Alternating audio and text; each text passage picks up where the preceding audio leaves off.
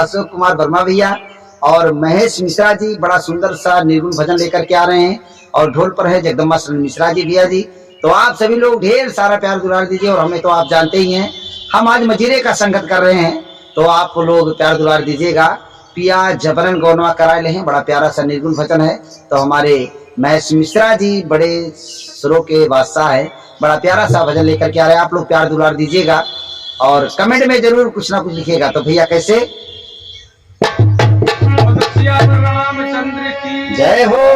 आइए एक छोटा सा निर्गुण भजन जो हमारे जगदम्बा शरण भैया का लिखा हुआ गीत है। जय हो जय हो। अरे जबरन गवनवा, अरे जबरन गवनवा मंगाई लिया है कहियो जबरन गवनवा मंगाई लिया है कहियो जबरन